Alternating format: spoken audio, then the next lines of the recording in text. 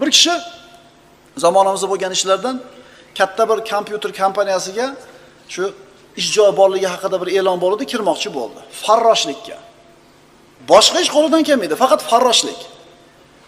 U bilan suhbatlashib, uni ishga oladigan kotib buni chaqirdi, o'tirib suhbat qildi, savollarga javob berdi.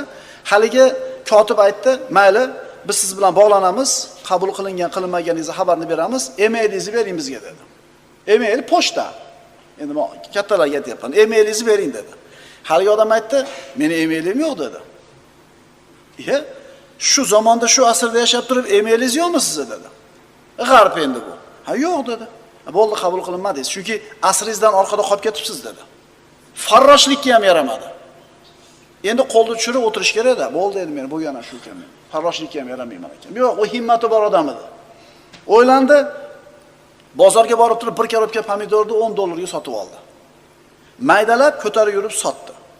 U yoqqa yugurdi, bu yoqqa yugurdi, $12 qo'lida pul bo'ldi kechki payt. Xursand. Shu $2 ga ishlaymanmi endi? Deb turib bo'ladi-yu. Bolalarimizni ishtahosi bo'ladi, himmat emas. Sen ishlab turaver kuniga 200 so'mdan. Alloh u yo'g'iga bir yo'l ko'rsatar desa, "Ya" dedi. To'g'rimi? U sirazim kuniga $100 dan ishlash topish kerak yo'q. Mana Rossiyaga jo'natib pul jo'natib o'rasizlar bolalaringlarda. O'sha yoqqa borib bularni olib ishlatayotgan, haligi robotodatellar bilan gaplashinglar-da. Na tilni biladi, na hunari bor, na cho'ntagida pul yo'q. Buradan keyin pul jo'nat. Ozoqol, amma hunar bilan jo'natuvdingizmi? Yo'q. Til bilanmidi? Yo'q, puli. Mana qilib turing. Eshitdilar-ku ikkinchi tomonda. Bu odam qo'lini tushirmadi. Shu $2 ga qanoatlandi-da, ertasi kuni borib 2 korobka sotib oldi.